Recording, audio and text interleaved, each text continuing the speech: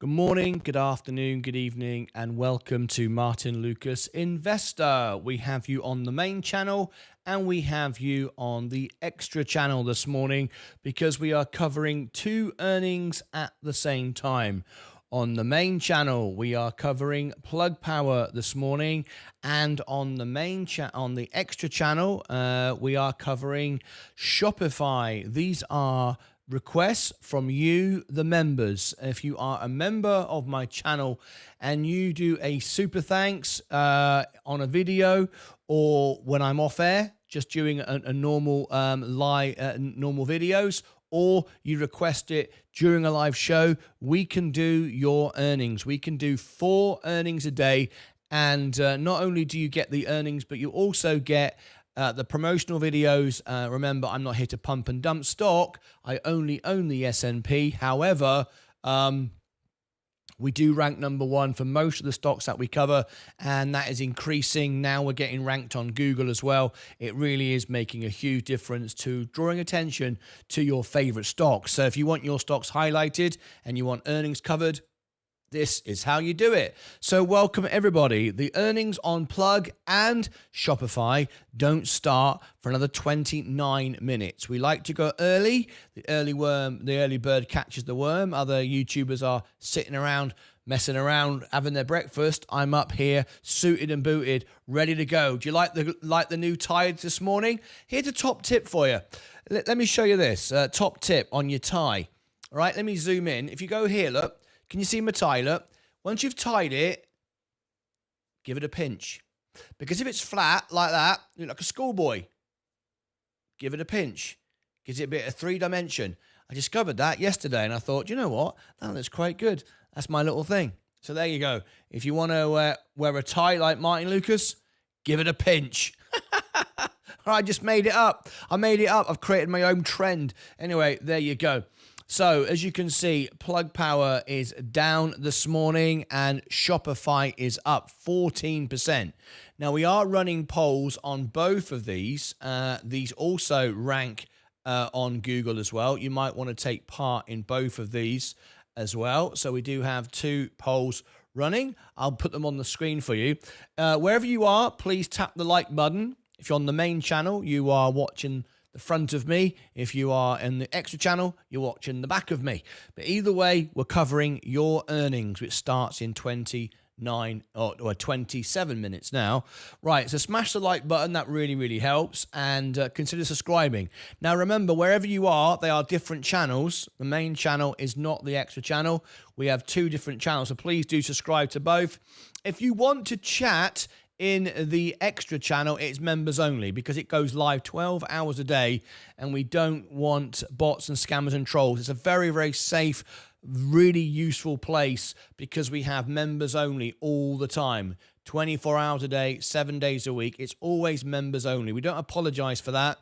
We do it because real investors, real traders, it's only 99 cents to be a member, but it stops all the bots, the trolls, the scammers, everybody else coming in and spoiling the effect. So that's why we are members only. I'll give you the link for that. That's how to become a member in the main channel. On the extra channel, you can look on the homepage. Here is the X account. Here's the all links button. Let me give you all the links. We've got Alpha Spread as well. If you want the software that I use, become a Discord member.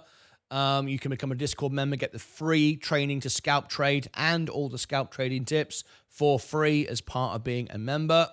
All right, so there we go. Now, how many have we got watching? On the extra channel, we have 9.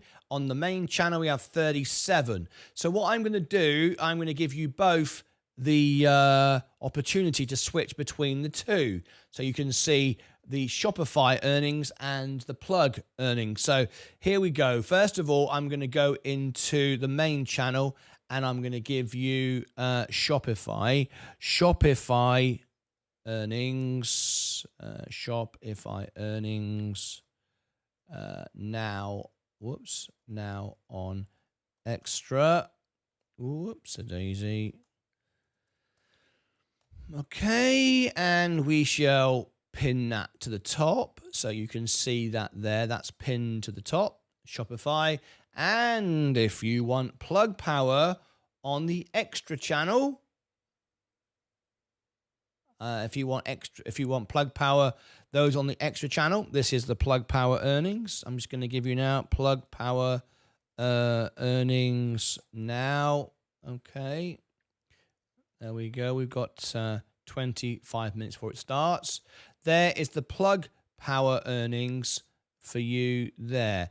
Now I've just realized I do have to just switch accounts to be able to pin it because it's the other account, but I'll soon fix that.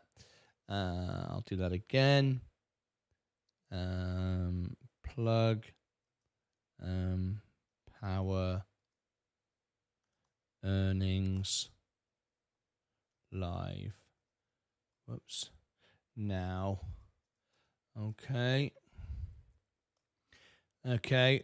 I shall pin that to the top. There you go. It's pinned to the top for you, and I'll switch back to my main account as well. All right. Okay. Everybody good? All right. So we're rocking and rolling this morning. There's 10 of you over on Extra now, and there is 43 of you in the main channel. So if you've just tuned in, we are covering 2 earnings at once. It's a new service now. We're trying to improve the service for my members all the time. This is a new service. We are in season 4. We started last week, and we're always bringing more and more. If you are a member of our channel and you do a $5 super chat, you can ask me to do an earnings for you, analyze the stock, promote the stock, make videos on the stock, cover the earnings, live phone-ins, and everything for $5 by being a member. And we had 4 booked today. We are sold out today. You cannot book any more. Tomorrow it is now available. Today we have on the main channel Plug Power. On the extra channel, we have Shopify. Tonight, after hours, we've done it again. Yep, sold out again. Tonight, we are Soundhound on the main channel and GeoVax on the extra channel. We are completely sold out again today. I'll put on the screen for those watching on the main channel. Tomorrow, there are many stocks to choose from, but the ones that we are going to feature, should you wish to cover any of these, are as follows. In the open, and there are many more, but these are the ones we are featuring. In the morning, we have CyberArk, CYBR, BITF, and HUT, HUT. We can do 2 of those. First person to do a super chat of $5 minimum, and we can cover those. We've also got in the after hours, Cisco, CSCO, NU, NU, DLocal, DLO, plus many more. You might have one that you want to cover. On Thursday, we have Disney in the open, JD, Intuitive Machines, that's very popular, Brookfield, Billy, BILI, and in the closing bell, we have AST Space Mobile, AST Space Mobile. We have Oklo and AMAT, AMAT. So there you go. Should we just do Friday as well? Friday, we are featuring Alibaba, BABA. That's all we'll worry about for now. So if you are a member of the channel and you want to book your very own earnings with analysis and promo videos and all the rest of it, member, and then $5 minimum, and then you can book it. Right, so welcome everybody. We've got just 20 minutes to go. Please consider subscribing wherever you are. You are watching on 2 channels this morning, Extra and the main channel, wherever you are. The main channel is winning. Plug Power is more popular this morning. And Shopify is... it's got just 8 viewers at the moment. So tap subscribe. And if you tap the like button, it will share this out as well, so more people will be made aware of this stream. And if we get 100 likes, we could actually get suggested on YouTube, and that would be wonderful. Right, so 21 minutes to go. Plug Power on the main channel, Shopify on the extra channel. So let's have a look. Plug Power is down 2.51 at the moment. Let me see if I can find more information. The numbers should be out now. Let's have a look, see what we've done. But the core is what it's all about. Okay, Plug. We have missed on earnings. We have missed on earnings, expected to lose 24 cents a share. In fact, we're losing 25 cents a share. Even though it's a miss, it's actually kind of overall better than expectations. We were expecting a bigger miss than this, and we are steadily moving up. So Plug Power is a miss. It is down, but a good opportunity. I think things are going in the right direction despite what's going on in the climate. If we look at Shopify, Shopify is up 15.24. Obviously, I would suggest they've beaten on earnings. Yes, they have. It's a huge beat. It was 27 cents per share estimated. It was actually 0.64. It was a huge beat, one of their best ever beats. So no surprise, Shopify is looking very well. If you want to watch the Shopify earnings, listen in to the earnings, you can go to the top of the chat. You will see my post, and it will take you to the extra channel. They both start at the same time, so you can choose which one you want, or watch both if you're clever enough. I'm doing both. See, I'm clever enough. I can do it. Why can't you? All right. Right, there you go. So let me show you Plug. There is Shopify. You can see the difference. Looking very, very good. Now then, we are going to start a campaign because a lot of people are very upset, mainly me. I am sick and tired of the world going all soft and woke and silly and nonsense. What's all this pink when we're red on Robinhood?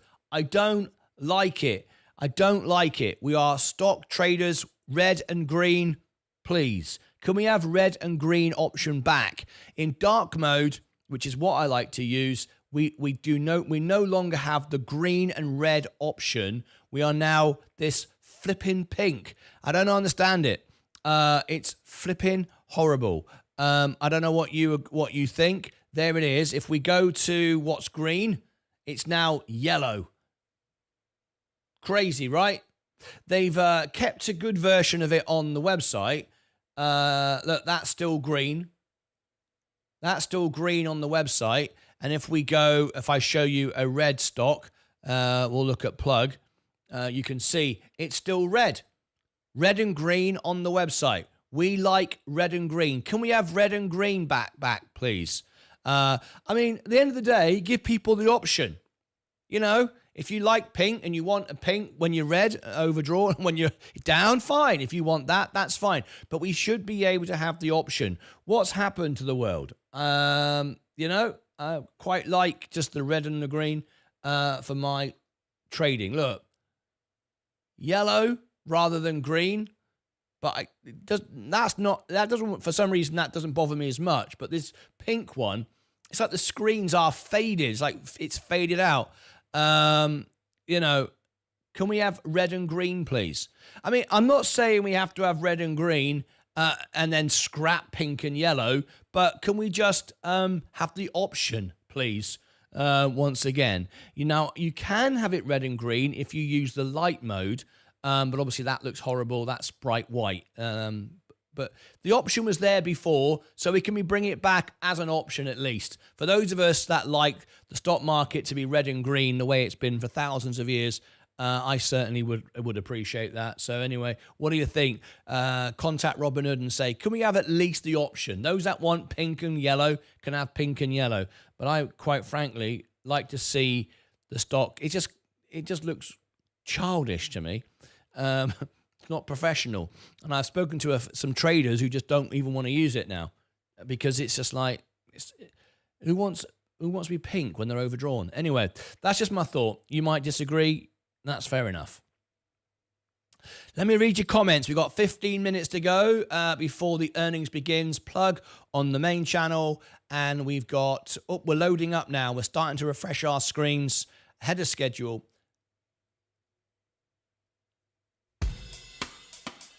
There we go.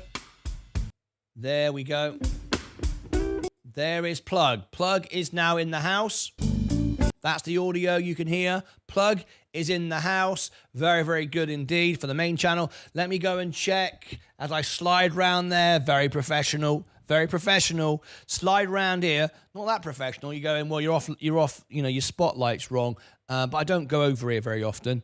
Let me refresh the screen for Shopify. Have they loaded it yet? It doesn't normally load. No, another 30 seconds. It normally loads on the 15-minute plug for some reason today. Went ahead of schedule there, but that's why we like to double check. Shopify, stand by on the main channel. I'm just over here in the shadowy areas of the extra channel, the gloomy areas of the darkest corners of the studio. Right. Okay, it should refresh in 5, 4, 3, 2, 1. Quarter past the hour, we should be able to get it. There we go. Play lobby music. Yep. Mute it. Okay. Let me bring up the audio. Okay. There it is. We've got the music for Shopify. We are up and running for Shopify. We have the earnings for you, so we're all good. Shopify, stand by. We have your earnings ready to rock and roll. What I'm going to do is I'm going to play the audio so I can keep a tab of it, but mute it. There we go.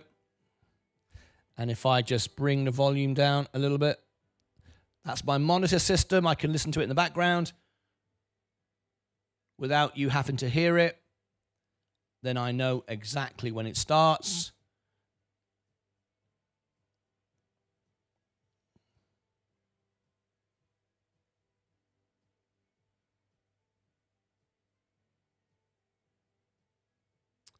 Okay.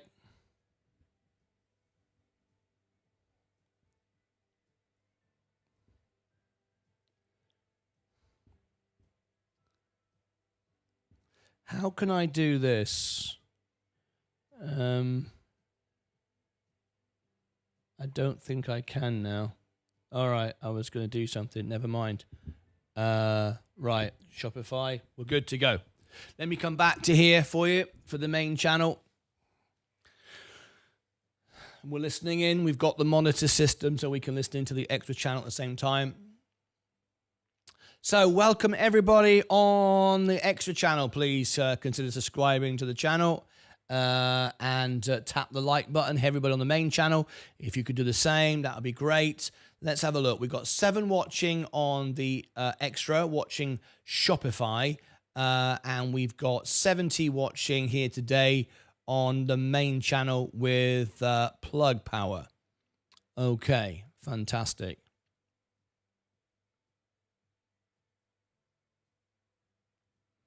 Let's rock and roll. Plug is down at the moment. It was a slight miss, but better than it has been, so I'm okay with that. Shopify is up to date, a great historic beat. So before we continue, if you are in the chat, you can see pinned to the top. Just go to the top. You can see the earnings on the other channel. So if you're on the main channel and you want to watch Shopify, the link's at the top. If you're in the extra channel and you want to watch Plug, the link is at the top. But also, very, very important, we now have a ranking poll system on our community. This is better than X, better than Facebook, better than everything else, really. It ranks on Google. Very, very new service have just started really working on this year, this season. And it's where you can get an indication of stocks. Those on the main channel can see this here. If you go to the community tab, I'm going to give it to both channels right now. There it is in the main channel. There is the community tab for us. And here in extra, here is the community tab for you as well. There you go. There is the community tab. What you see is this.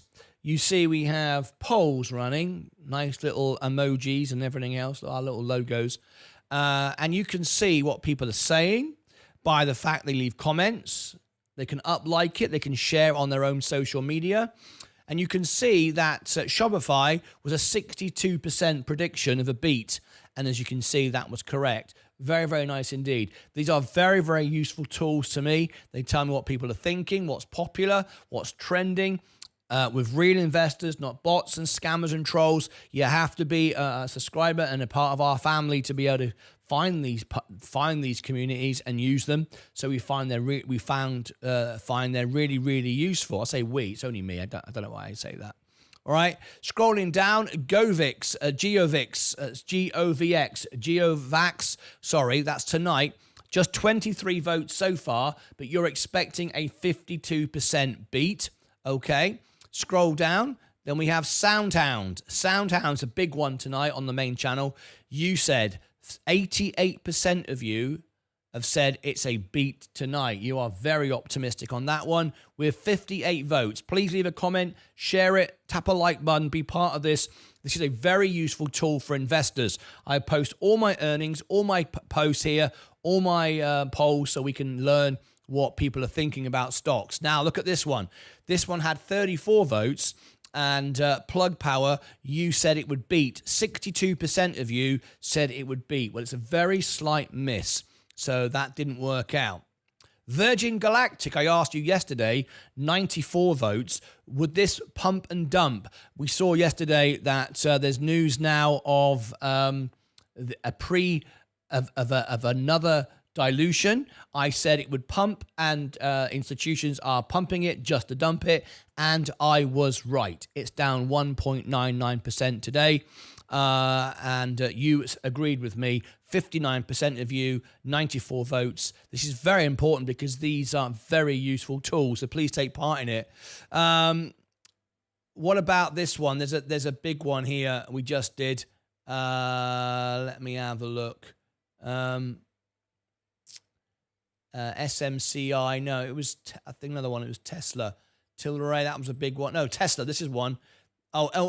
Yes, Tesla, 165 votes. Is Tesla going to $400? And you've said 75% of you have said yes. Very confident in that. 20% say no, and 5% say undecided. So there we go. Some very, very useful tools. Bookmark that. Well, you don't need to bookmark it. It's the channel.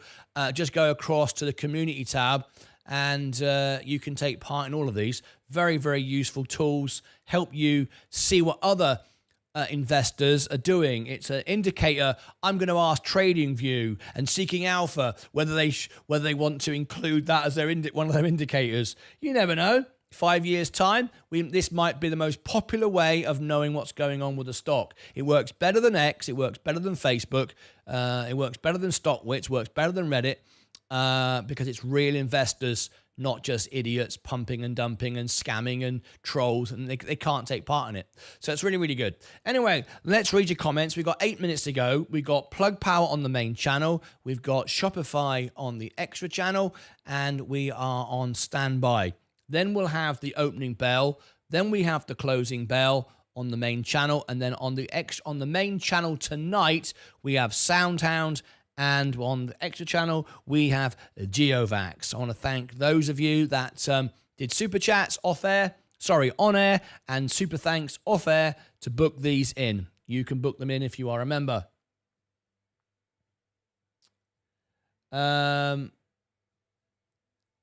Let's have a look. Let's read the comments. I owned this stock from 17, held to 50. Joe, wow. Hi, everyone. Here he is, our mate Mike. How are you, Mike?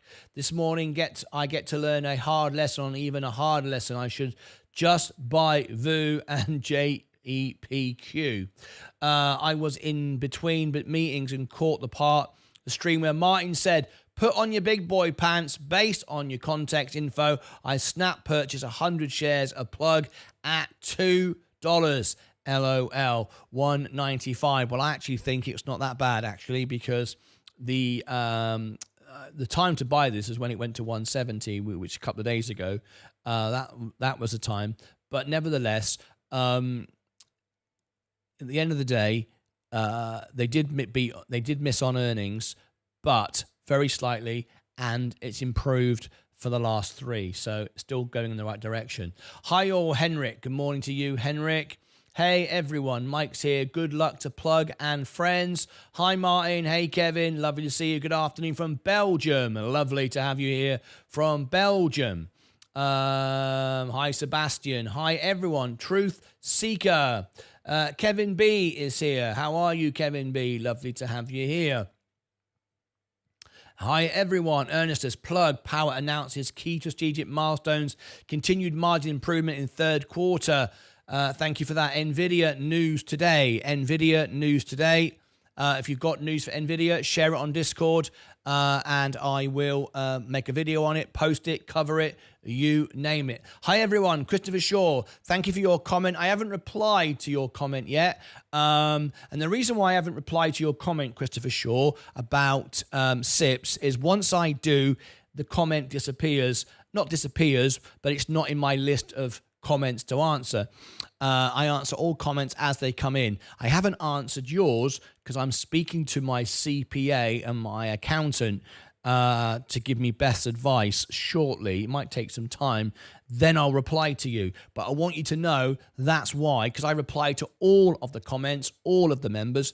And the reason why I haven't is because of that. I'm waiting to get further information before I say anything. I don't like saying things until I've fully informed and fully know what I'm talking about, and then I say it, and then I go all in. So expect a comment from me sometime in the future.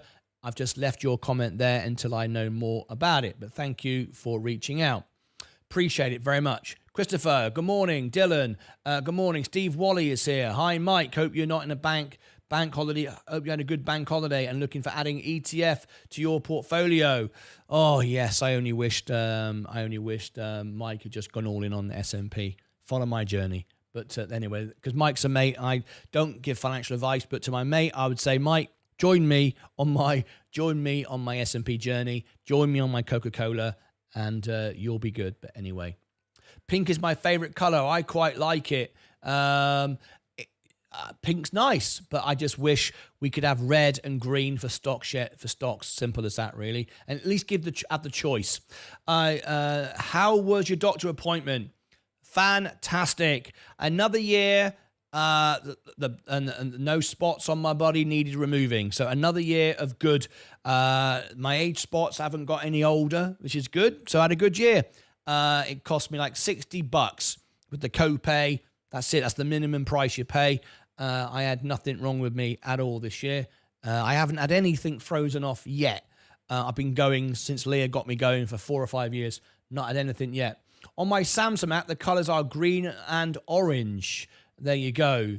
I don't think the color changing has anything to do with going woke mine. I'm just like, why does everybody want pink and everything? I mean, pink's fine. I've got a pink shirt. I've got pink ties. I like pink. I would just like to be able to have the option of red and green for my stock invested. Is that too much to ask?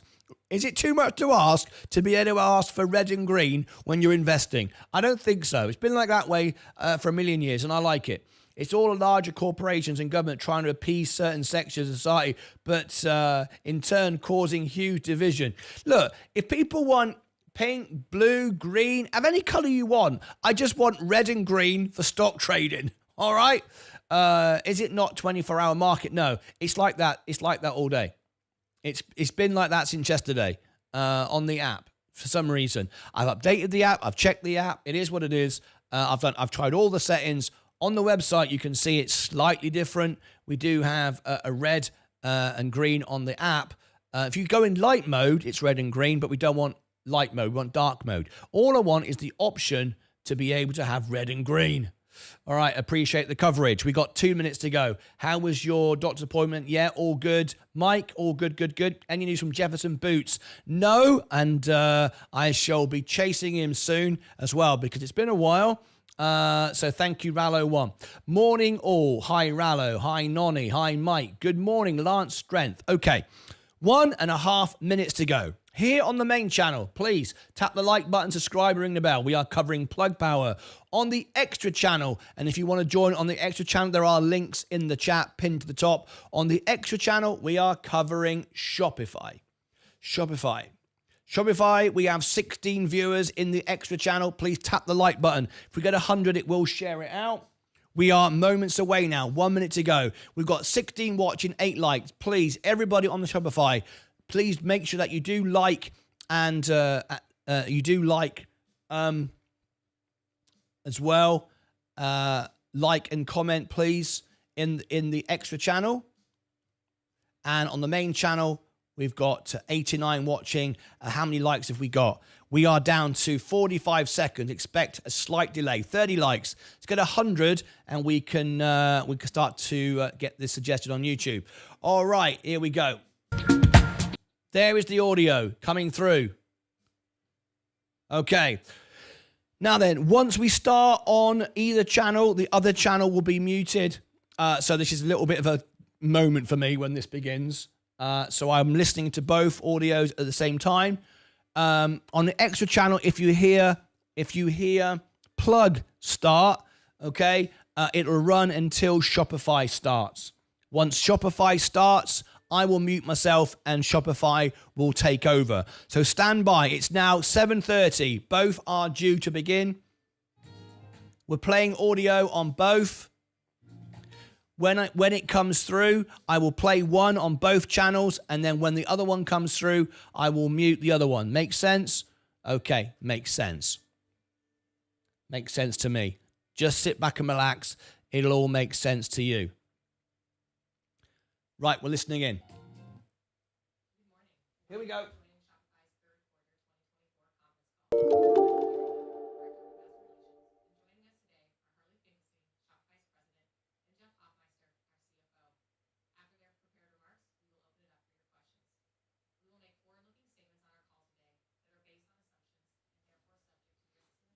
Okay, it's begun. Here we go. Webcast. At this time, all participants are in listen-only mode. If anyone should require operator assistance, please press *0 on your telephone keypad. A question-and-answer session will follow the formal presentation. You may be placed into question queue at any time by pressing *1 on your telephone keypad. We ask you please limit yourselves to one question and one follow-up. Then return to the conference queue. As a reminder, this conference is being recorded. It's now my pleasure to turn the call over to your host, Meryl Fritz, Marketing Communications Manager. Please go ahead, Meryl. Thank you. Welcome to the Plug Power Q3 earnings call. This call will include forward-looking statements. These forward-looking statements include, among others, statements of expectations, beliefs, future plans and strategies, anticipated results from operations and developments, and other matters that are not historical facts. We intend these forward-looking statements to be covered by the safe harbor provisions for forward-looking statements contained in Section 27A of the Securities Act of 1933 and Section 21E of the Securities Exchange Act of 1934. We believe that it is important to communicate our future expectations to investors. However, investors are cautioned not to unduly rely on forward-looking statements, and such statements should not be read or understood as a guarantee of future performance or results. Such statements are based upon the current expectations, estimates, forecasts, and projections, as well as the current beliefs and assumptions of management, and are subject to significant risks and uncertainties that could cause actual results or performance to differ materially from those discussed as a result of various factors, including but not limited to the risks and uncertainties discussed under Item 1A, Risk Factors, in our annual report on Form 10-K for the fiscal year ending December 31st, 2023, subsequent quarterly reports on Form 10-Q, and other reports we file from time to time with the Securities and Exchange Commission. These forward-looking statements speak only of the day in which these statements are made, and we do not undertake or intend to update any forward-looking statements after this call or as a result of new information. At this point, I would like to turn the call over to Plug Power's CEO, Andy Marsh. Good morning, everyone, and thank you for joining us today.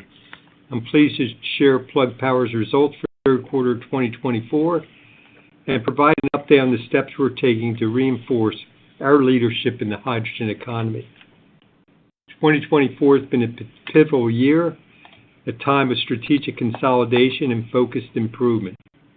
Through a disciplined approach to operational efficiency, financial management, and technological advancements, we're building a foundation that positions Plug for strong growth and resilience as we enter 2025.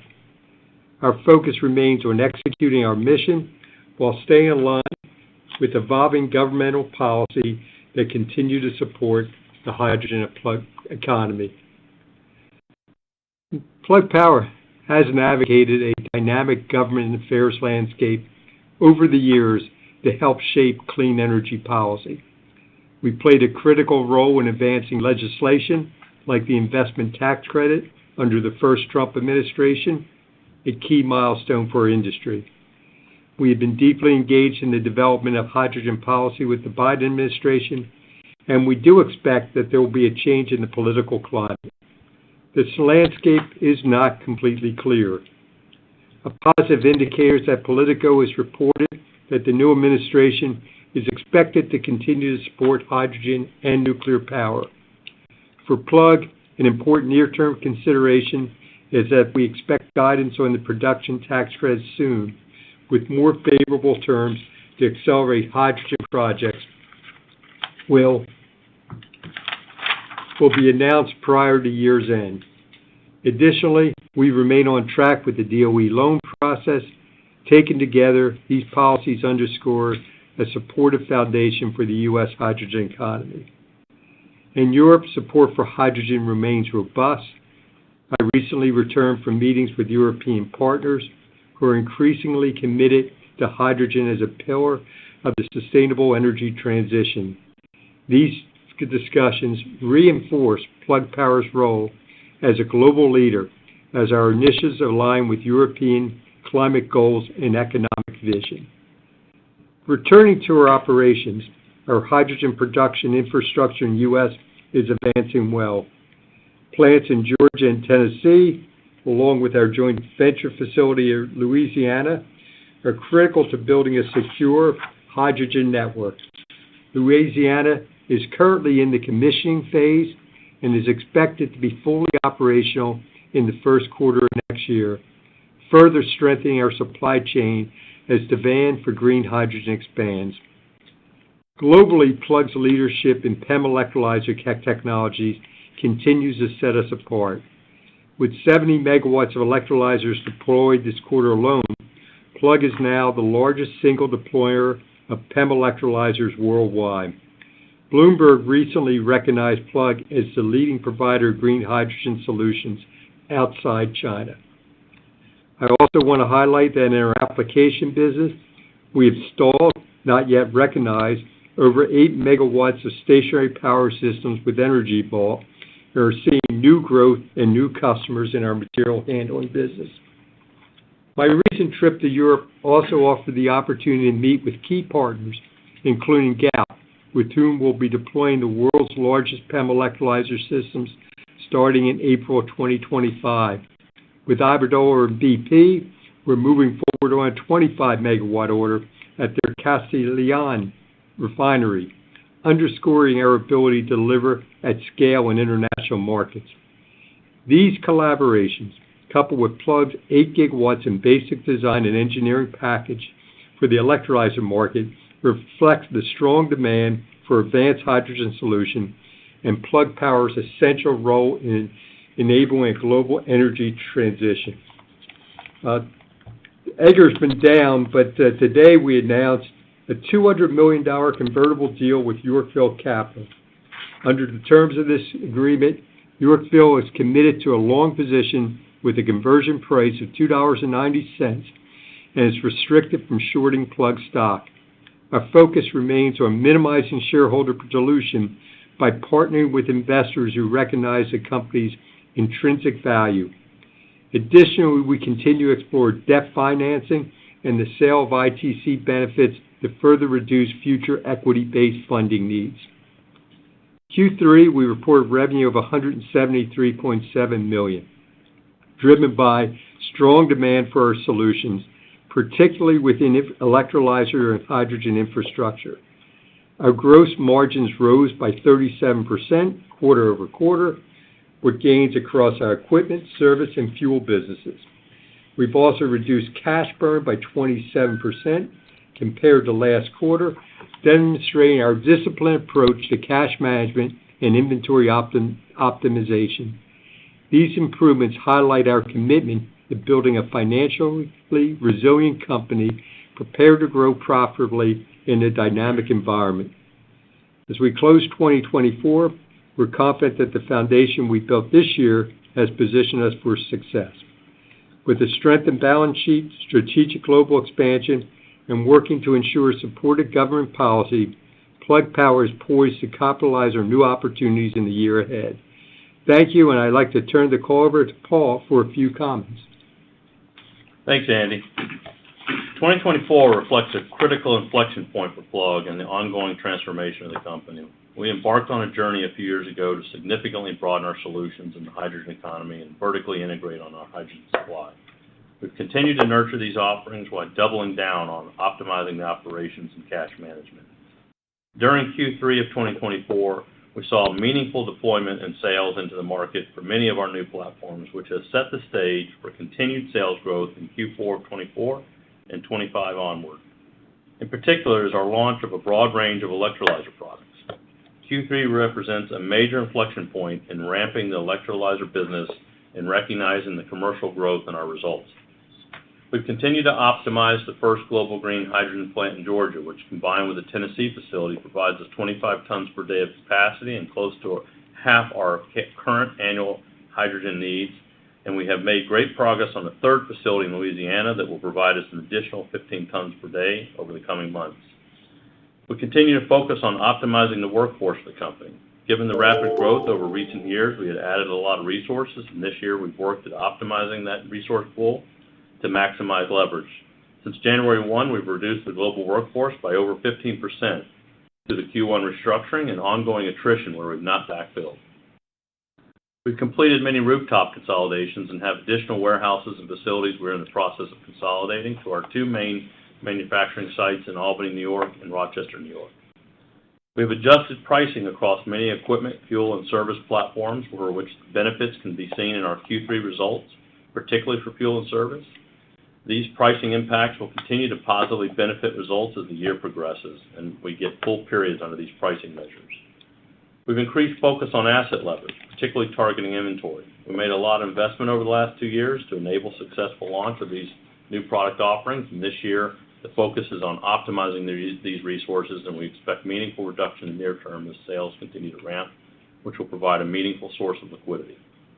Net cash used in operations combined with CapEx is down year over year from lower CapEx and inventory reductions, as well as margin enhancement.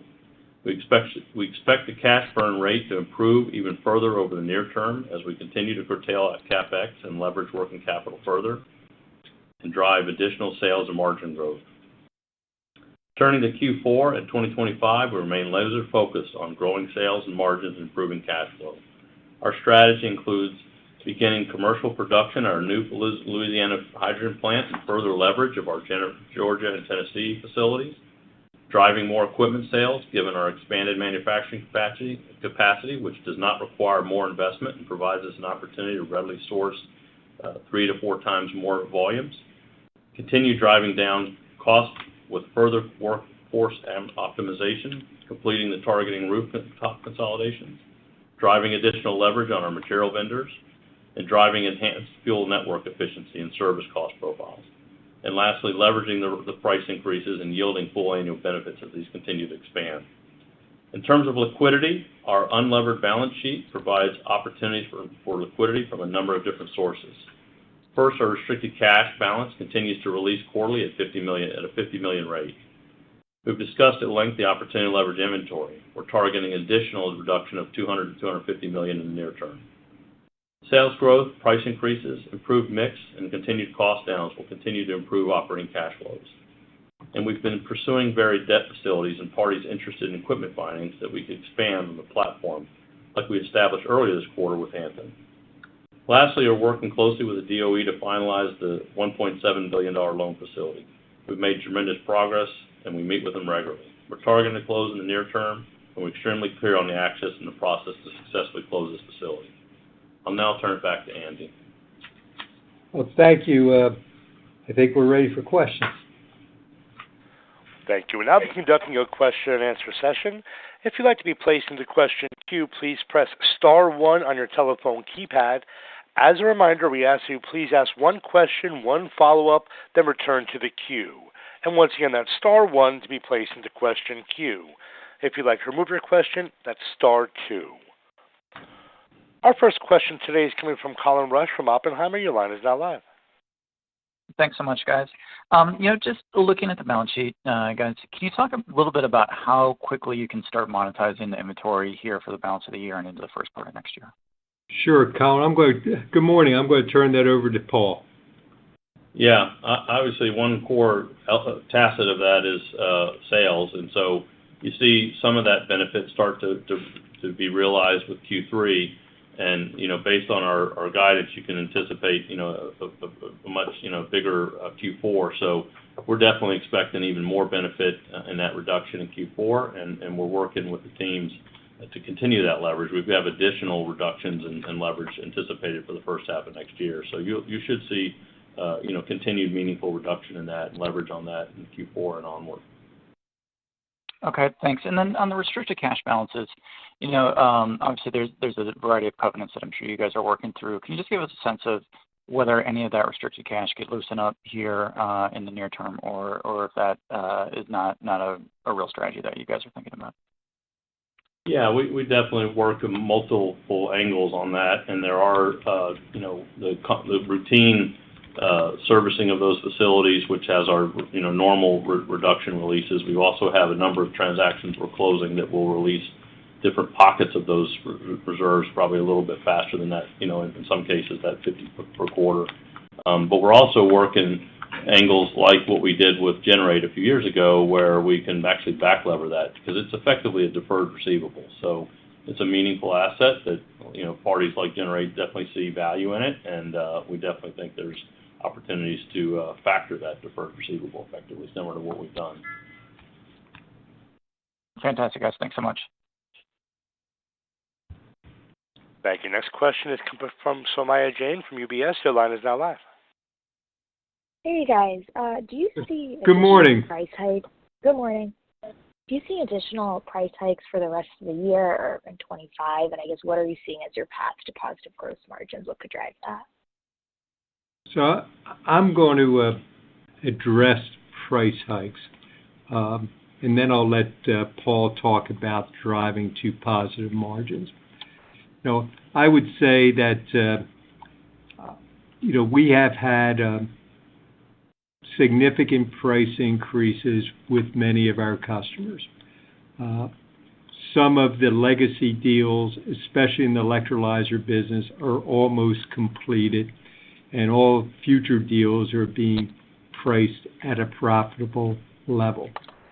I think,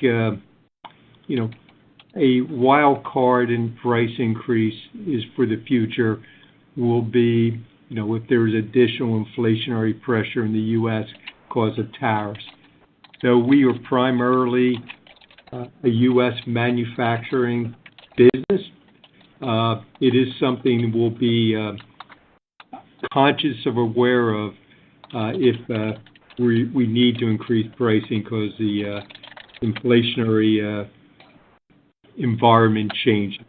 But at the moment, I think the work we're doing to make sure we price everything profitably, we work on cost reductions, well positions the company. I'll let Paul add on to that. Yeah, and I think Andy touched on a real important point that, as you work through the backlog and you start layering in the new programs that have all been launched, better pricing, both in material handling, electrolyzers, and other businesses, that the mix continues to grow and get better, and you see more accretion from those events as that happens. And but if you look at 25 and onward, and we'll be talking a lot about this tomorrow in the symposium, it's the fundamentals. It's sales volume. It's driving down material cost. It's continuing to optimize the workforce. It's all the things that we've done really in material handling, and we're now doing in these new platforms that. Those themes you'll continue to see, continued progression in margin, and we expect that to see. You're definitely going to see that. We certainly expect we'll see that in Q4, and we expect you're going to continue to see that in Q1 onwards. And Paul, we saw 37% improvement in Q3. Exactly. Yeah, and that's a combination of volume, price increases, leverage of the PTC, a lot of factors that are working in our, towards our benefit, and you'll see those themes continue into Q4. Got it. Thank you. Thank you. Next question today is coming from George Gianarikas from Canaccord Genuity. Your line is now live. Good morning. Hey, good morning, everyone. Thank you so much for taking my questions. Maybe as a first question, I'd love to ask a little bit about your views on the changing regulatory landscape in the United States and how that impacts the way you think about the company sort of at an existential level. In other words, do you see opportunities to maybe grow in other parts of the world and to kind of push the company forward more into Europe and maybe other parts of Asia? Thank you. So I'm going to touch on two layers here. Let me talk about U.S. policy. And, there was, you probably saw the Politico article about, hydrogen nuclear power, SAF. People expect that to continue to have support in the new administration. If you kind of look at the issues, first there are what I'll call the regulation, the landscape with PTC. We expect it to lighten up before President Trump takes office. But also, when you look at the Loper decision and you think about what the law really says, we expect that there could be greater opportunities with the PTC. Look, oil and gas likes hydrogen, and that has, sometimes been a disadvantage for Plug and sometimes been a benefit to Plug. I think when you look at the DOE loan, we have a clear path with the DOE to close that out before a change in administration. I'm not going to go into specifics here, but we know the details and the plan. I think when you look at grants, we had a good deal of grants last year, and most of those contracts I think the contracts where we are the prime were closed by October 1 for the manufacturing grants. And look, we help create jobs. I also think that we are a U.S. manufacturer who's competing against China around the world. And, regardless of one's views of whether there should be a trade war or not, our relationships with, the opportunities that being American-made, building American products, hiring American people, work no matter what administration you're part of. When I span the world, if you look at our electrolyzer deployments, most of the activities happening in Europe and Australia. And, the parts of our, we have built for our electrolyzer business worldwide capabilities with integrators to build our electrolyzer products, as well as you can see easily our stationary products and even our hydrogen infrastructure. That kind of, whether it's a Biden administration or whether it is a Trump administration, localization is important. And look, most of those stacks will come from the United States, but we really do have a international footprint, primarily in Australia. You look at the 8 gigawatts of basic design and engineering drawings we're working on, most of that works in Europe and Australia. So, that's I'm not naive to think that there aren't going to be challenges, but, we worked with President Bush's administration, we worked with President Trump's administration, we worked with Republican Congresses, we worked with Democratic Congresses, and we'll continue to do that. Thank you. And maybe as a follow-up, can you possibly share some more details on the convert that you referenced during the call that you Sure. just filed? Thank you. Yeah. Paul, you want to give the breakdown?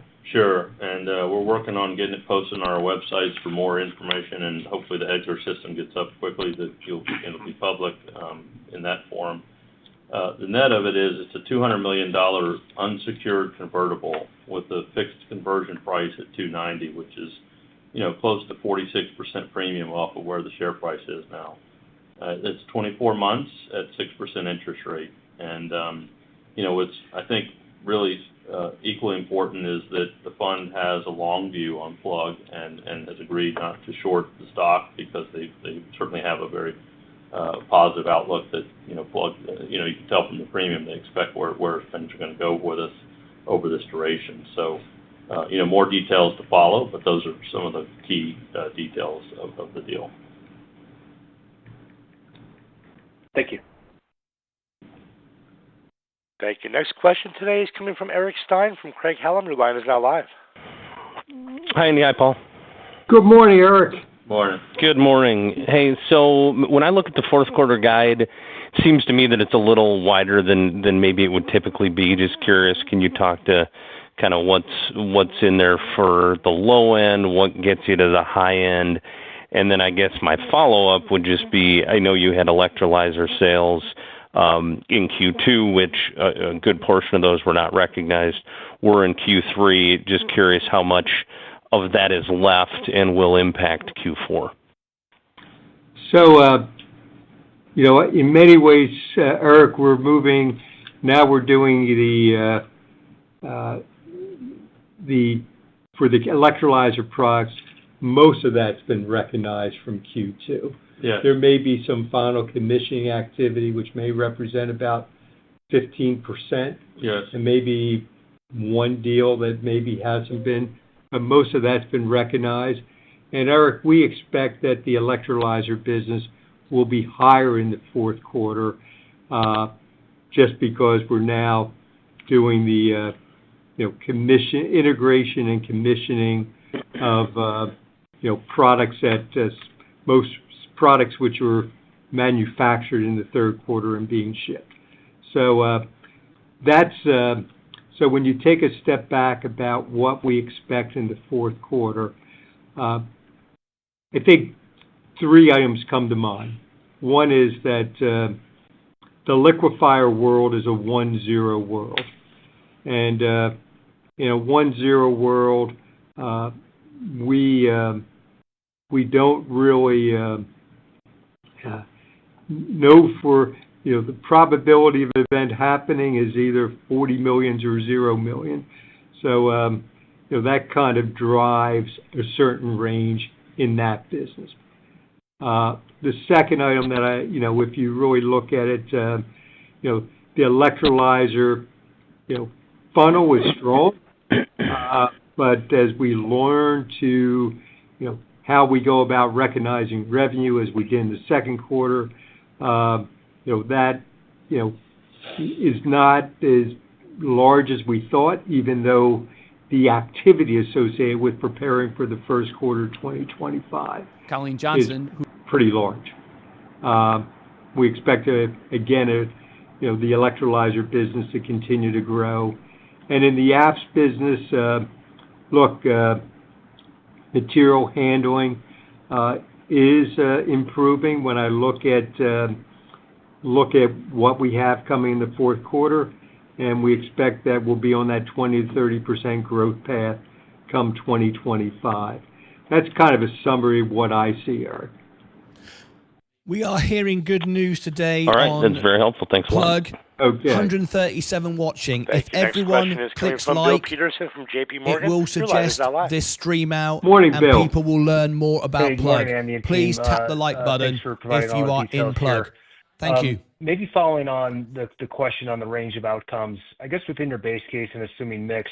New member, thank you. We will recognize you at the margin, end and give you all your perks. In the fourth quarter. Look in the chat to maybe get also ahead. taking into account any sort of cost reductions you're able to provide. And then specifically, how should we think about gross margins in your fuel business? Go ahead, Paul. Yeah, appreciate that. So tomorrow we'll be giving a lot more detail, Bill, on kind of what we see for 25 and onward, and give you more color. But specific to Q4, I would say this: we definitely, as you can tell, expect more sales volume. That helps a lot. We have we have a lot of capacity, and leveraging that will drive better product margins and as we continue to ramp that up. I think, I wouldn't be surprised if it wouldn't be directionally consistent with the kind of improvement you're seeing from Q4. From Q3 to Q2 in terms of directional improvement. Quarter over quarter could be better at the upper end of that guidance. And specific to fuel, you can see in the numbers that we've disclosed that it's continuing to progress in the right direction. So we still have opportunity to leverage even more out of our facilities that we have, and we're also looking at mix opportunities where we can even sell more into the direct merchant market, even better pricing. So we're looking and we're driving even enhanced efficiency measures. And so you should see the combination of additional pricing benefits being, that have come off over the last 3 months, being recognized in Q4, as well as the benefits from efficiency and leveraging the plants and some of that mix on the fuel side. So it should continue to improve meaningfully in Q4 and then onwards. Yeah, thanks for that, Paul. And then I might have missed it, but I guess to the extent that you can speak to it, how much is left to be done on the DOE loan closing conditions? Is there any sort My of silver long member polls, has I guess, special perks. I will give it to you at the end. Stand by. Or maybe on the capital side, is there any additional capital on top of what you just announced today, or as a DOE looking at further contingency or reserve requirements? Just trying to get a sense of what is remaining to be done and what timing you're thinking as of now. Yeah. So, Bill, I know I'm going to let Paul talk about a process, process we have going on looking for equity partners, but that is not tied to the DOE loan. And I know everybody would like me to provide detail by detail. All I can say to you is that we know we don't see any tall pole in the tent. We know how to execute against it. We've worked with the DOE on making sure there's a clear schedule of events. And certainly the election in some ways helped to structure a schedule that allows us to get there. I'll let Paul talk about the process, though we're not dependent upon it, but the process we're using to look to bring in an equity investor also to sit side by side with us at the project level. Yeah, we've kicked off. I think we've talked about a parallel process that looking at strategics and project finance funds and others that could be interested in participating in the capital stack for our pipeline. That's going very well.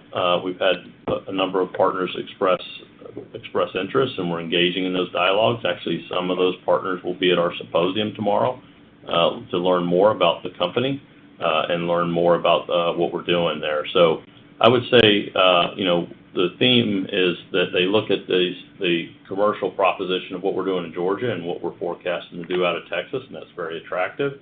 In addition to, the fact the DOE is postured with this facility to provide incredibly low-cost capital for the majority of that pipeline. So those factors, in addition to the success of us executing on delivering on Georgia, all bode well, and is what's driving a lot of interest in this to move forward. So very encouraged, and we're working hard at bringing all those things to fruition, and more to come in the near term. Thanks, Andy and Paul. Look forward to seeing you tomorrow. Great. Looking forward to it, Bill. Thank you. Next question is coming from Craig Irwin from Roth Capital Partners. Your line is now live. Thank you. Good morning, guys. Hey. Good morning, Craig. Hey, Andy. So, I'm going to ask. Good morning, Craig. I know a lot of the investors out there are really looking at it from the standpoint. And I guess it's best to answer these questions in public when we can, right? So, Andy. Sure, Craig. Yeah, I hate to be the one that brings this, but it hopefully lifts the dark cloud, right? So, in the event that we do not see the DOE loan funded, how much flexibility do you have to sort of restructure the operations and pivot versus the business plan you've been working on this last year? You guys have shown a continuous ability to raise capital, so congratulations on the $200 million this morning. You still have substantial cash tied up from the PPAs. What do you feel about the flexibility to This to is take good a news slightly from different Plug. path than Tap what the you've already like laid button. out We for us? only need 47 more, and YouTube will share this out when we get to Craig, 100. Tap the like button. It's your stock. We've It's your obviously shares. looked at different roadmaps. Let's get it out there. And we, if you think about the business in 25 and most of 26, whether Texas is online or not is not going to impact our financials. And I can say that there are European funds, people who I worked with for a long time, who would be interested in being joint equity providers in Texas with us. And look, if you look at Texas, we have the equipment already. It's essentially building out the plant. From a project point of view, it'd be much better to have the DOE loan, but there would just be an increased effort and activity to bring in an equity partner if Texas doesn't happen. And look, it doesn't dramatically change the next 2 years. I think if you take a step back and look where the business growth was this quarter, if I look at over the last 18 months, I've been in Europe for 10 years, and I doubled the number of installations in Europe for material handling in the last 18 months. If you look at most of the electrolyzer revenue, it's flowing from international activity. If you look at the growth possibilities, much of it's outside the U.S. and much of it's planned outside the U.S. And I mentioned on the call earlier, I don't think anyone has the integration capability that Plug has established through our acquisition of folks in the oil and gas industry. We have top-notch integrators in Vietnam. We have top-notch integrators in Dubai. We have top-notch integrators in Europe. So, I think that the pivot will probably have more of an international flavor if the U.S. policy, is more negative than we expect. I think I mentioned on the call too, the Trump administration was helpful the first time around. I think the overturn of Chevron is certainly helpful. So I guess been watching elections since 1968 when I was a young kid, and it's how life plays out is usually in America things tend towards the middle. I would definitely agree with that. Thank you. So my next question, if we look back in history at Plug, right, to your success, your early success with Walmart, you would never have been able to have the tremendous success, tens of thousands of forklifts operating every day, unless you were able to save your customers money with these products, deliver reliably in a more environmentally sound package, and save them money. Now, in the last several years, we've looked at different pieces of the business model, and you've invested a lot of capital in some of these opportunities.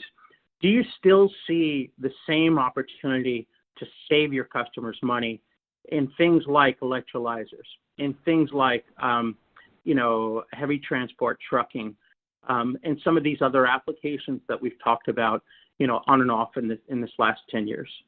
Okay.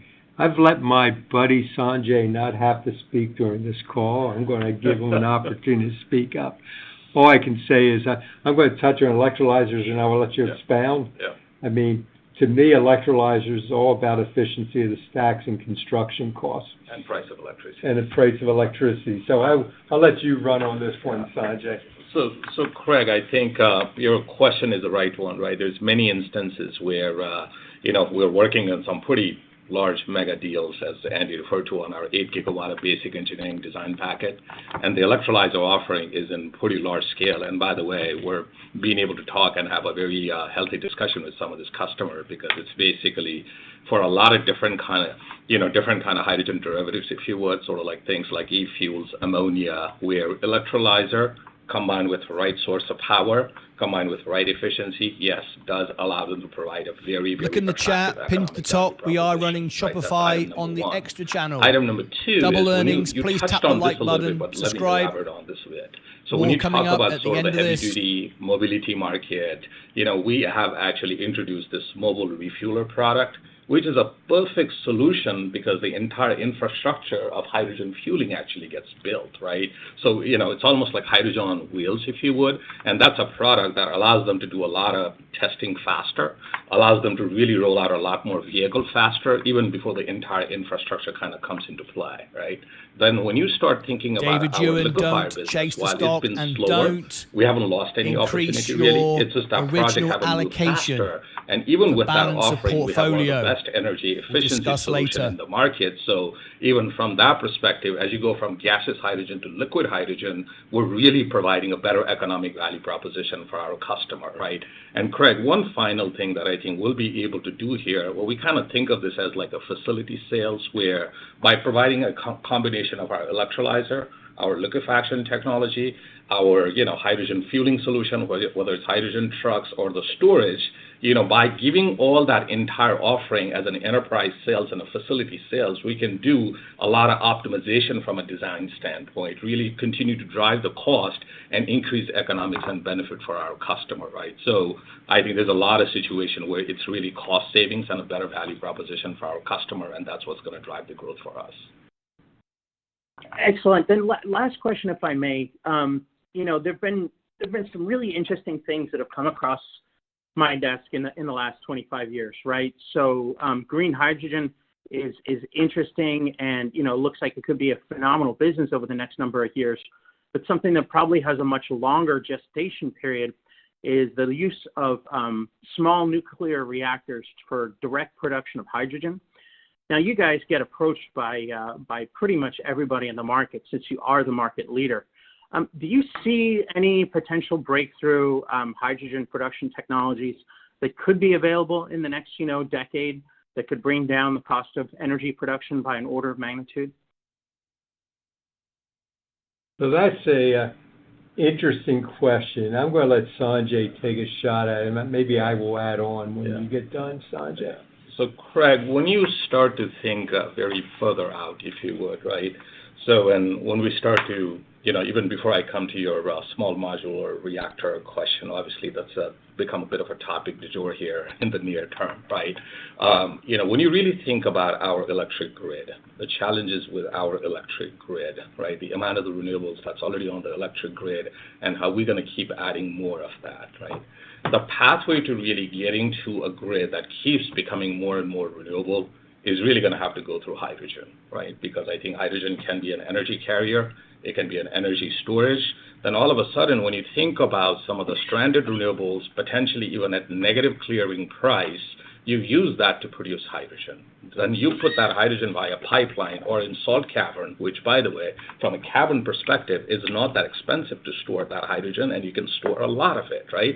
Then you can turn around and use that hydrogen in terms of our stationary product, if you would.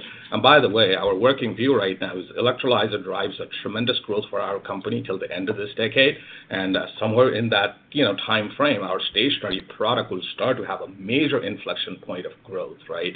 So this is where you can actually envision a world where we can really head down the path of almost that 100% renewable electric grid here in North America. Hydrogen plays a major role. Our stationary product starts to play a major role, not just for the data center or the EV charging opportunity, but even for the peaker plant, right? Even ends up becoming a base load with the right cost of hydrogen, where grid ends up becoming a backlog, where it starts to become super exciting. But as it relates to the small modular reactor, Craig, I mean, you know this quite well. from the levelized cost of hydrogen perspective, it's really all about levelized cost of that electricity, right? As scale grows, as there is more and more of that, and as the installation becomes larger, scale becomes larger, if the LCOE of that small modular reactor ends up becoming attractive, then certainly could be a very big and an attractive combination between that as well as producing green hydrogen is how we would think about it. Would you like to add anything? Yeah, I would just add, Sanjay, I kind of have a view very similar to you with the world where hydrogen is being generated when they need to put that load on the grid. Yeah, stabilizing the grid. Stabilizing the grid. Or if you start thinking about where then it becomes a capital cost issue and an efficiency of the electrical stack issue. And we do have roadmaps that continue to, drive towards that, peak maximum efficiency of 37 kilowatt hours per kilogram. And there's lots of R&D, and a lot of the work our team does is really how to improve the efficiency of the stack. The other is how do you make systems which are Legos so that there's very, very little construction on site. So, I think you'll see learning curves of 20-25% for electrolyzers from a total offering when you put construction in site and improvement in efficiencies, and then couple it with how to generate hydrogen off hours. Coupled with that, Craig, and Sanjay's dreaming a little here, is that driving stationary products efficiency up is also, that whole efficiency gain is really the heart of what make electrolyzers work and what make fuel cells work to improve the value proposition to all potential customers. Understood. Well, thank you for that, and I look forward to tomorrow. Thanks. Great. See you then, Craig. Thanks, Craig. Thank you. As a reminder, that's star one to be placed into question queue. Our next See you later, question Craig. is coming from Yeah. Airlines See you later, mate. Your line is now live. See you later, mate. Good Hi, morning. thank you for taking my question. I'm the CEO Morning. of a billion-dollar Just company. wanted to See you quickly later, mate. ask on the planned maintenance for Georgia and Tennessee. Just given the recent startup, could you just share a little bit about what the maintenance involved and how do we think about maintenance cadence going forward? Yeah. I think nothing astronomically surprising. I think like most plants of this nature, we'll have, I think we had a shutdown in early October for general maintenance, which lasted about a week. And, we'll have, like most folks running facilities, shutdowns that'll, last 7 to 10 days, during a year, probably twice a year. We just got done through one in Tennessee. It's pretty much normal routine. I think the important item is to make sure that, we did this during the Georgia and Tennessee, is make sure we maximize local storage during that time, and so that the storage on site will provide us sufficient backup during the time we're going down for outages. Got it. That's helpful. And then just the second one on the ITC transfer monetization. I think you guys have previously talked about roughly $31 million, and then I think a total of roughly $70 million. Just wanted to check on the timing of that, and how do you see that, shaking out? You want to take that, Paul? Yeah, sure. So we're working diligently on it. It's difficult because it's like a lot of things Plug does. It's the first time. It just is taking longer than we'd hoped. But we actually have multiple parties that have expressed interest, and we're nurturing those conversations. I think there's still a relatively good chance we can get it done in the coming weeks, and there's meaningful additional buckets of opportunity there on the heels of this first one.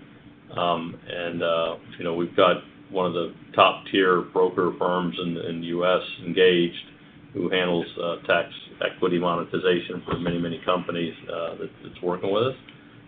So I'm very optimistic that there's, we could do it and, potentially even before year end, and if not even sooner. Got it. Thank you. Thank you. Thank you. Next question is coming from Chris Sung from Wolfe Research. Your line is now live. Morning, Chris. Hey. Good morning, Andy. How are you? Okay. Good. I wanted to just ask about the DOE loan another way. Just given the pending change in administration, I wanted to get your thoughts on perhaps like the durability of the loan. Like, do you need to reach financial close in order for it to be considered safe? Or is the conditional commitment, can the conditional commitment be canceled? Yeah, I would just say we are laser focused with the DOE to close before the change in administration. And, from my discussions with the DOE, I feel quite comfortable, but I'll let Paul add anything he thinks we should add. Yeah, I guess I would just say, so the way, and this is in the words of them, with the commitment, the federal government has committed the money to the program, so this is more about execution of the document. It's not necessarily something that's absolute that we have to do it before, but it obviously would be a lot easier and good for everybody to get this behind us. And so it's a meaningful thing for Plug. It's a meaningful for them program for them, and everybody is focused on getting this done as quickly as possible. And it'd just be, in some ways more simplistic for us to get it done quickly. But the critical thing for me is that we're really clear on all of the final steps here, and there's a pretty good alignment. And as Andy said, we've got a really good detailed plan with all the final things that have to happen, and they're really engaged. I mean, the amount of energy and support that they're providing to help us get this over the finish line is magnified and support really helpful. So I'm excited and optimistic we're going to get this done, beforehand, and we'll continue to provide updates as we see that unfold. Okay, thanks. And just one more from me. I know it's probably the last time we're going to hear from you guys before the 45V rules are finalized. You'll hear from me tomorrow. Oh, yes. I look forward to seeing you tomorrow. Yeah, we actually have some real experts that'll be there tomorrow who are Republican lobbyists and Democrat lobbyists, and you'll get to hear from them. But sure, what's the question? Just, what would Plug's ideal final rules be? Is it loosening additionality, time matching, regionality? Yeah. What would you guys want? Well, we believe, as many of the senators who wrote the bill, that additionality is not in the legislation, and additionality should not be part of the rules and regulations.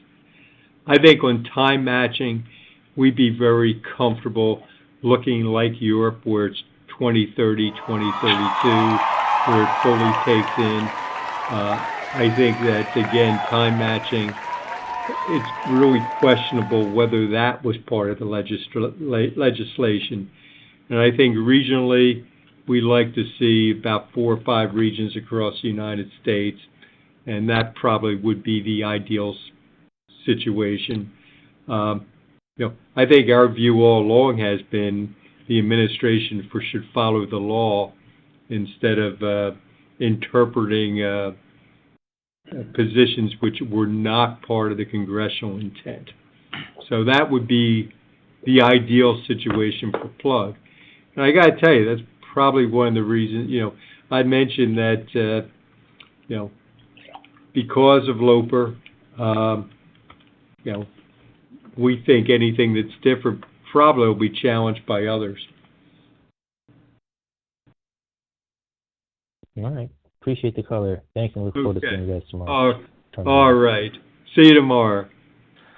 Thank you. Next question is coming from Amit Dayal from H.C. Wainwright. Your line is now live. Thank you. Good morning, everyone. Good morning, Amit.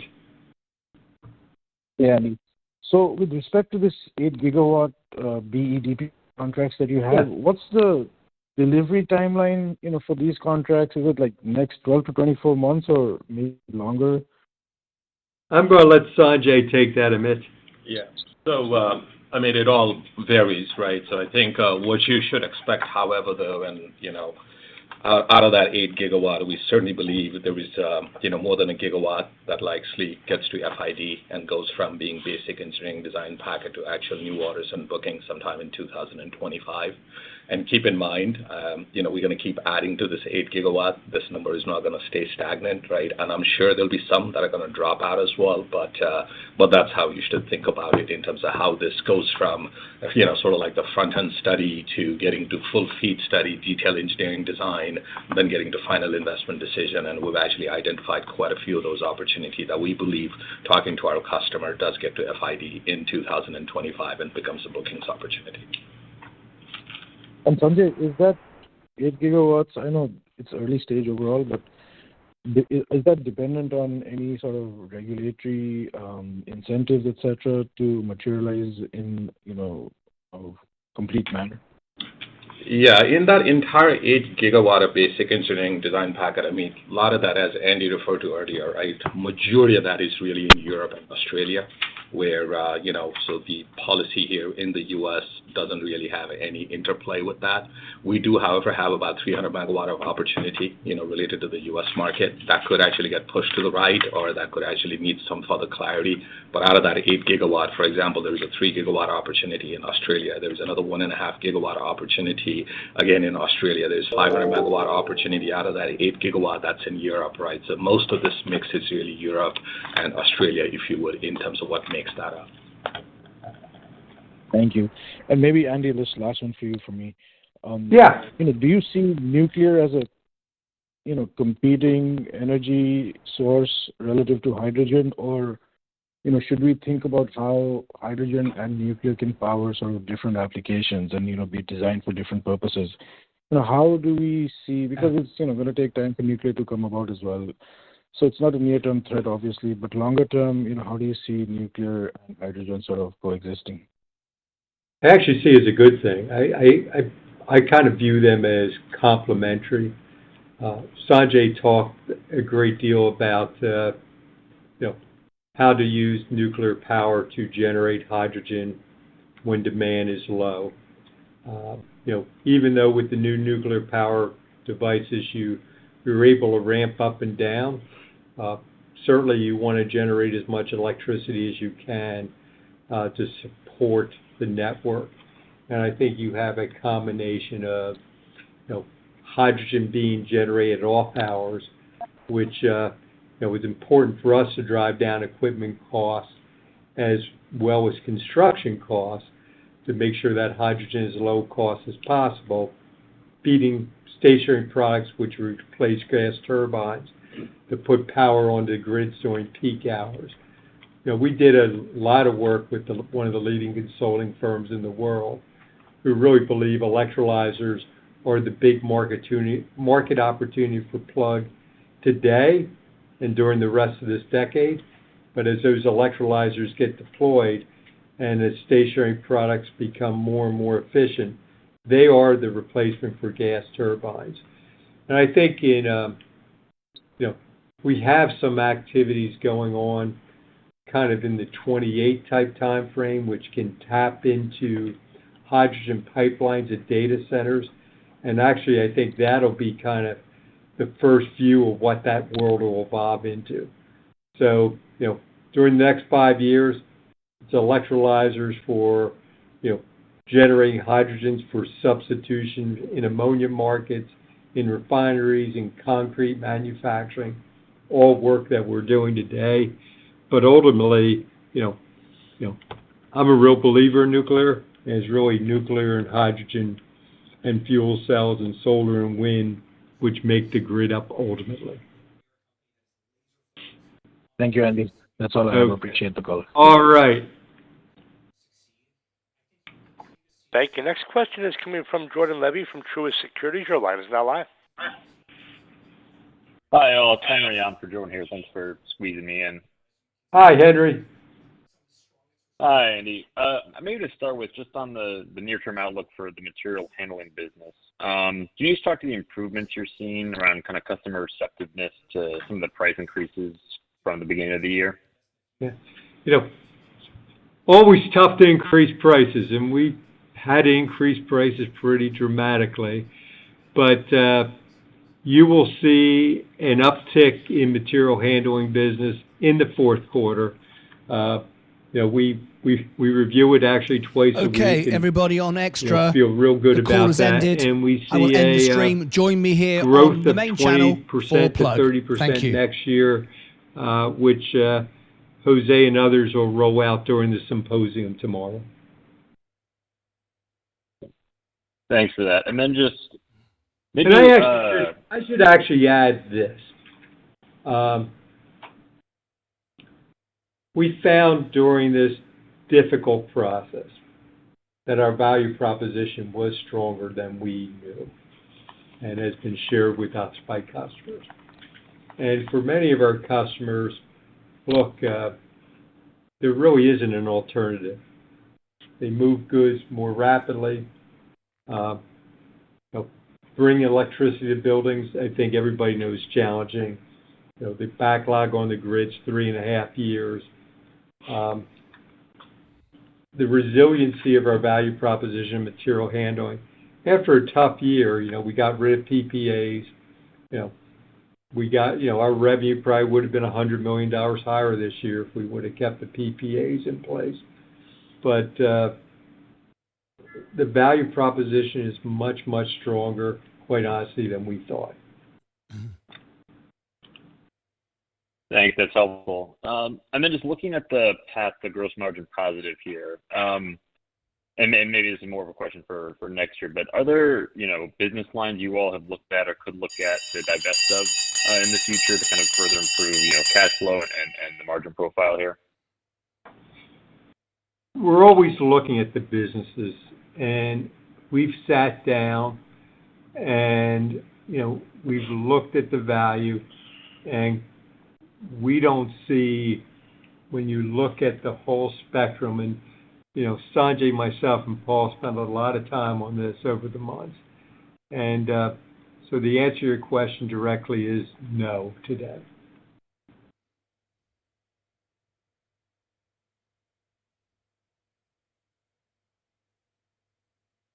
Thank you. Next question is coming from Tim Moore from Clear Street. Your line is now live. Good morning. My DOE conditional loan and good morning.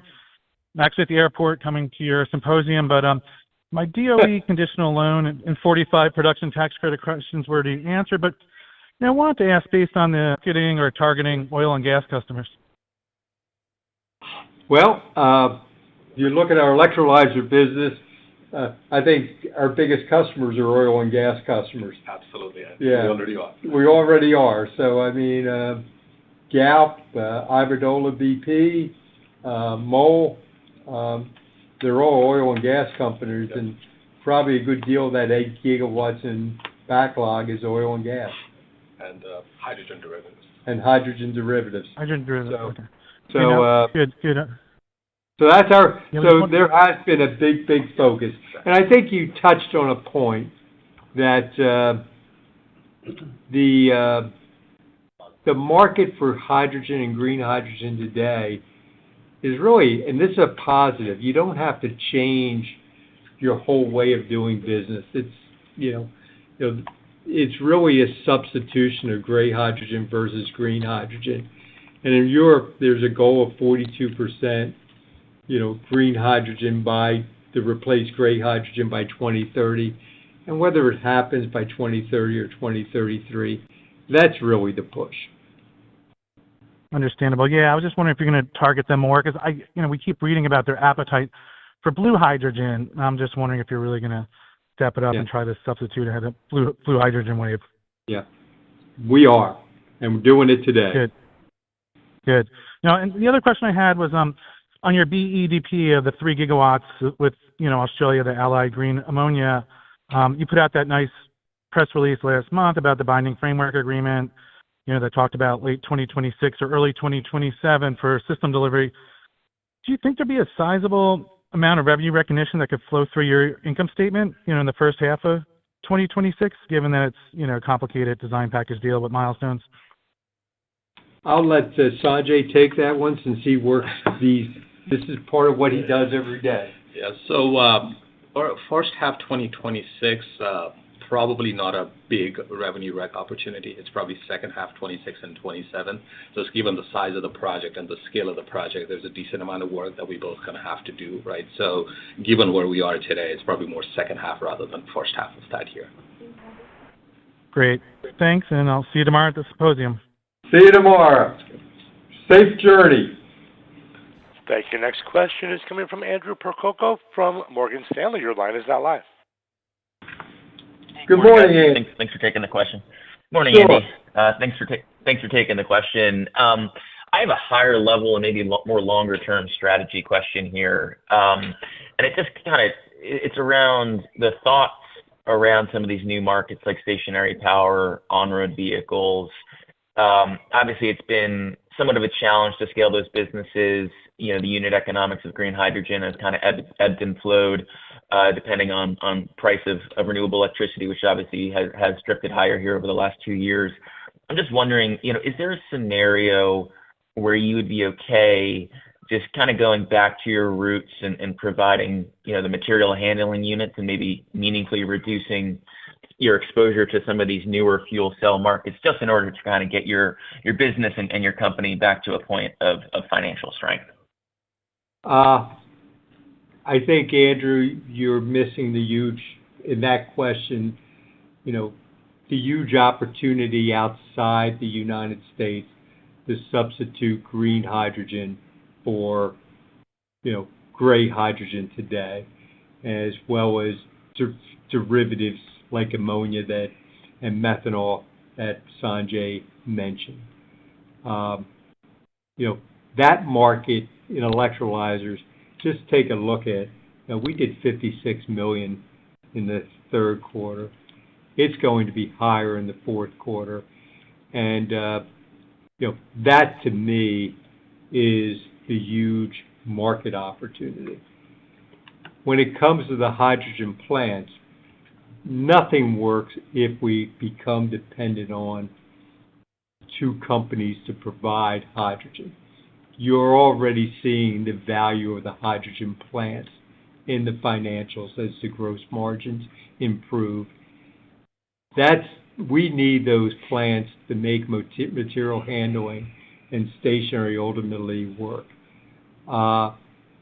So I know that may sound interesting, but when you get down to where the markets are growing and the fact that electrolyzers and hydrogen are bigger markets than material handling today, and you look at the margin improvements in hydrogen, and it's just going to continue to improve, that's not a path we're going down.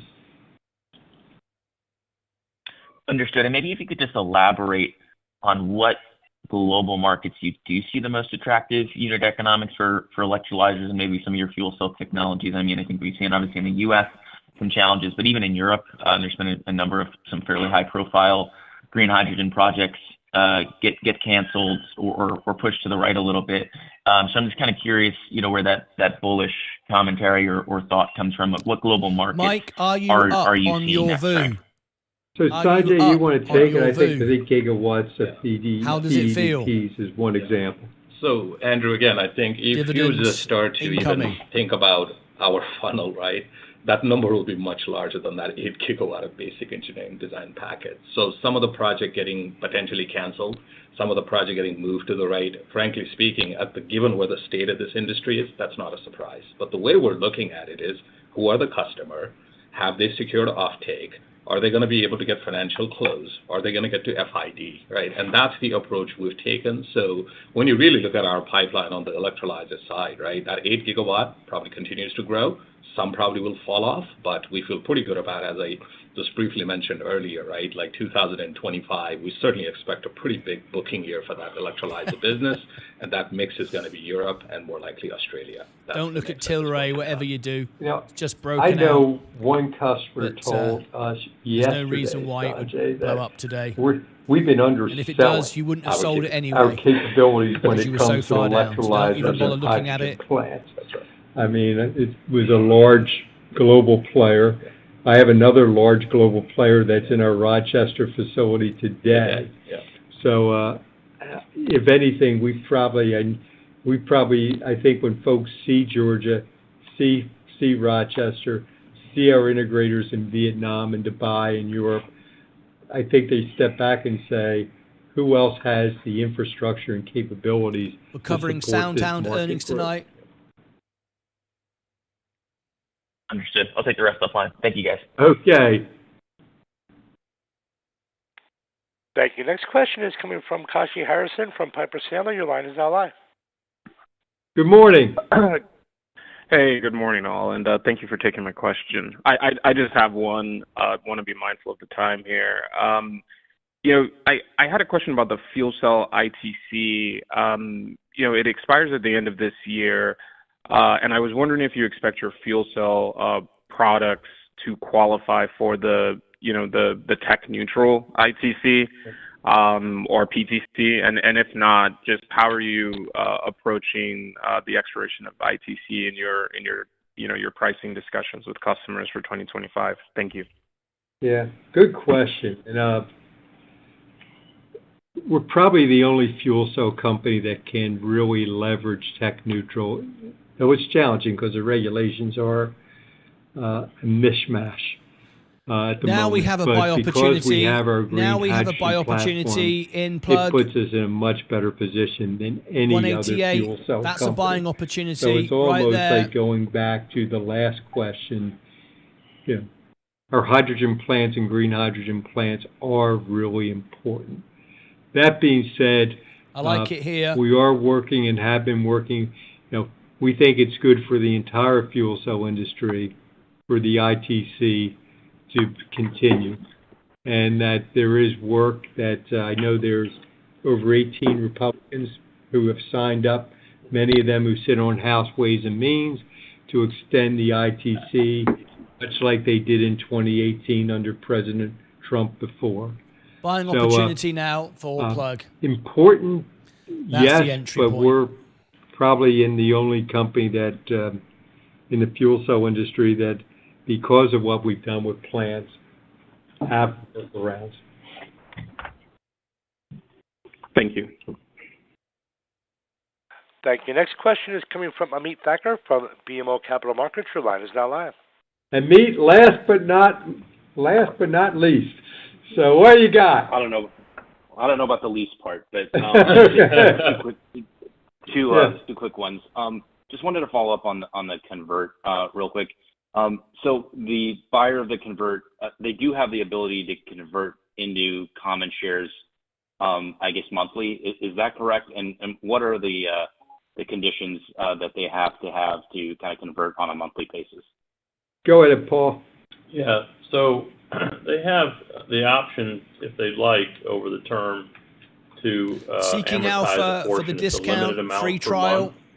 If they alpha spread for all my software, if they do elect that option, we have Instagram the option for to my pay them trades back in and cash. X. If we choose to, we can provide giveaways. shares. It's not automatic that they get shares. So, they have a long view of Plug and where this stock will go, and they're all for free. They're certainly with the no short position.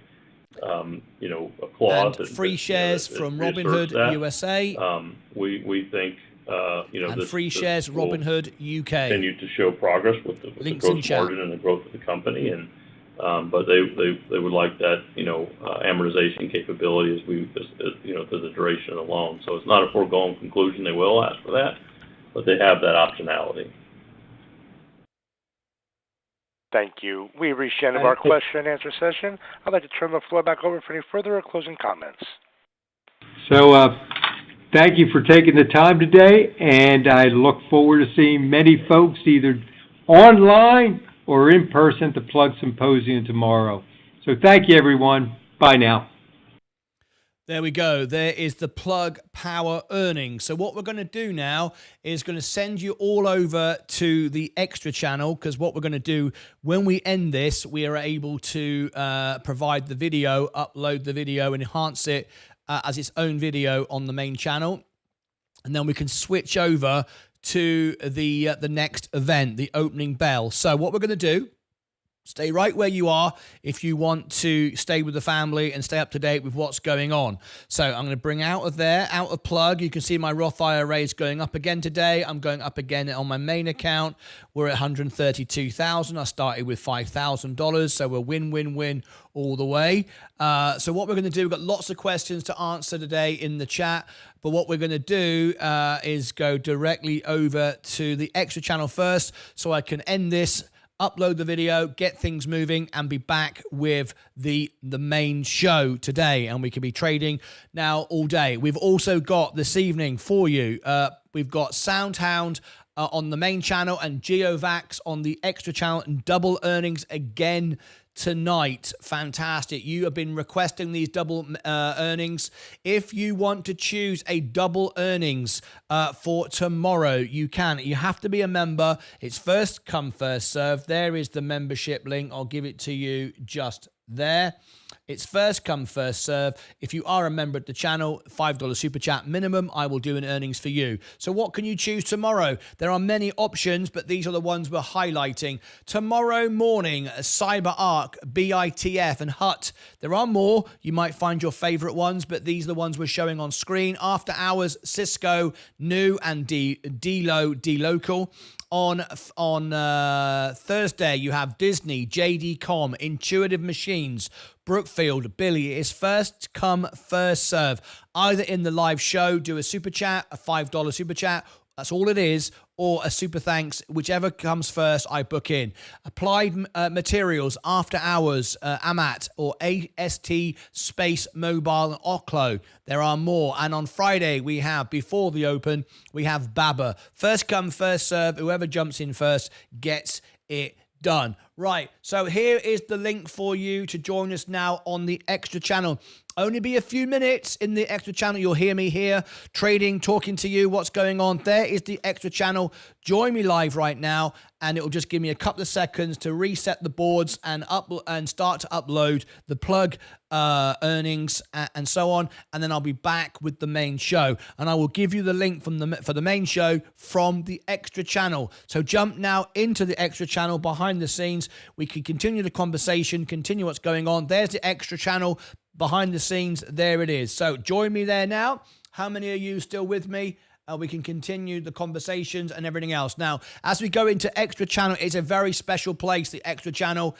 It runs 12 hours a day for our members. It's designed for a place for no bots, no trolls, no scammers, no promoters, just serious traders, serious investors who want serious information. So when you go over there, you can hear, see everything. You can't chat in the chat unless you are a member, and it's 99 cents to become a member of that channel. That's all it is, but that's enough to stop all the bots, trolls, scammers, and idiots coming in and ruining proper day's trading. Okay, so here we go. We're going to go over to the extra channel. I will see you right there, and I'll be back as quickly as I can in just a few minutes' time. Until then, as always, join me now. Take care of yourselves and each other.